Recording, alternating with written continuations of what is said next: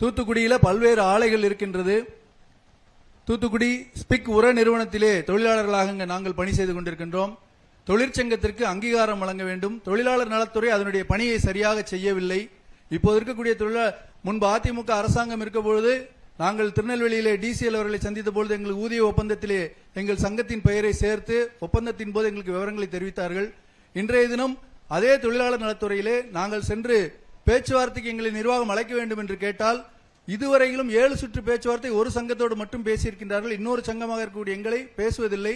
காரணம், அவர்கள் ஒரு அரசியல் பின்னணியோடு ஒரு சிலருடைய கைப்பாவையாக அங்கே ஒரு மாஃபியா கும்பல் போல செயல்பட்டுக் கொண்டிருக்கின்றார்கள். மத்திய அரசினுடைய பல்வேறு திட்டங்களை அவர்கள் அபகரித்துக் கொண்டு ஸ்டிக்கர் ஒட்டி கொண்டிருக்கின்றார்கள். எனவே வருகின்ற காலத்திலே 2026 மே முதல் இங்கே முதலமைச்சராக அமரப்போகின்ற நம்முடைய தலைவர் அவர்கள் இந்த தொழிலாளர் பிரச்சனைகளுக்கு நிரந்தர தீர்வு காண வேண்டும். ஸ்பிக் தொழிலாளர்களுடைய சங்கங்கள் 2 சங்கம் இருக்கு. 2வது சங்கத்திற்கு அங்கீகாரம் வழங்குவதற்கு ஐயா அவர்கள் ஏற்பாடு செய்திட வேண்டும். தொழிலாளர் நலத்துறை தொழிலாளர் நல வாரியத்தினுடைய அமைப்புகள் முறையாக செயல்பட்டு கீழ்மட்டத்தில் ஏழை எளிய தொழிலாளர்களுக்கு நல்ல பலன் கிடைக்கக்கூடிய அளவிலே குறிப்பிட்ட கட்சிக்காரர்களுக்கு மட்டும் அந்த நலவாரிய கார்டு கிடைக்காம எல்லாருக்கும் கிடைப்பதற்கு உரிய ஏற்பாடு செய்ய வேண்டும். இந்த பகுதியிலே பனை தொழில் நிறைய நசிந்து கொண்டிருக்கிறது.